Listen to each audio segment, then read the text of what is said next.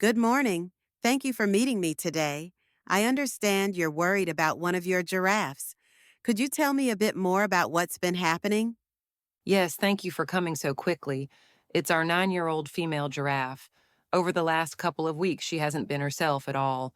She's eating much less than usual, she's lost some weight, and she just looks very tired. I see. And you mentioned in your message that she has been coughing sometimes as well? That's right. It's not constant, but every now and then, especially in the evenings, I've noticed a cough. That really worried me because giraffes don't usually make much noise, and it just seemed unusual. That's very helpful information. Let me just clarify. So, reduced appetite, noticeable weight loss, lethargy, and occasional coughing, correct? Exactly. She's normally so active and curious, and the visitors love watching her. But lately, she just stands in the corner of the enclosure, almost like she doesn't want to interact. It makes me nervous, not only for her health, but also for how people might see the zoo.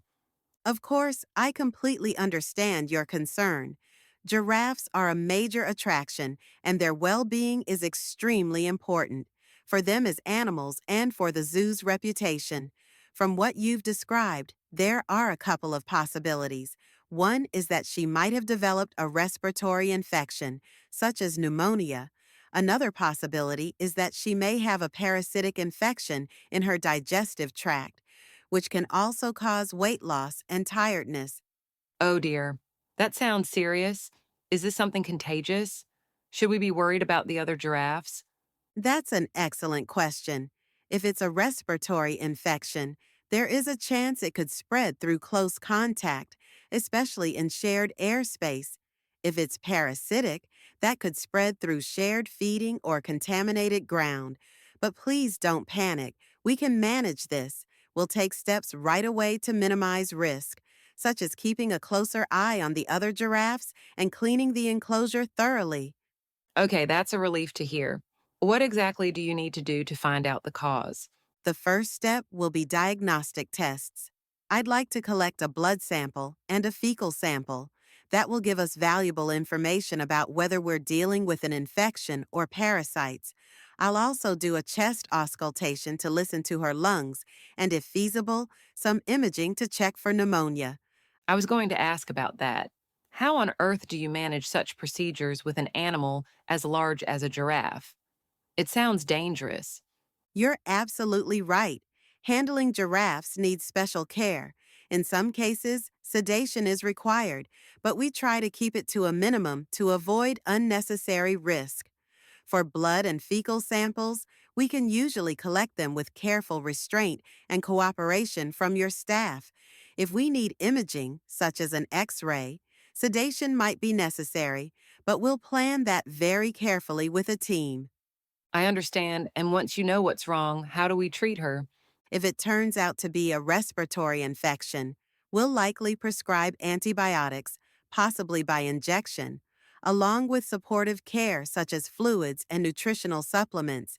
If it's parasites, we'll administer an anti-parasitic medication. In both cases, we'll also provide supportive care, encouraging food intake, ensuring she's hydrated, and giving her time to rest. And how long would recovery take, more or less? That depends on the diagnosis and how early we intervene. With antibiotics, improvement might be noticeable within a week, though full recovery could take a few weeks. With parasites, she may regain her appetite and strength within 10 to 14 days. We'll need to monitor her progress closely. And I suppose I should also ask about the cost. Will this be very expensive for the zoo? I appreciate your concern. The costs will mainly come from the diagnostic tests, medication, and possibly sedation if we need imaging. Overall, it's a moderate cost, but it's essential to act now to protect the giraffe's health and the zoo's reputation. In the long run, investing in treatment and prevention will save the zoo much more than dealing with a major outbreak or losing an important animal. That makes sense. Prevention sounds important. What can we do to stop this happening again? Absolutely. I recommend establishing a routine health check program for the giraffes, perhaps every 6 months. Regular parasite control is also very important, along with maintaining vaccinations. Careful monitoring of appetite and weight can help us detect problems earlier. And of course, maintaining clean enclosures and proper nutrition will make a big difference. That sounds like a good plan.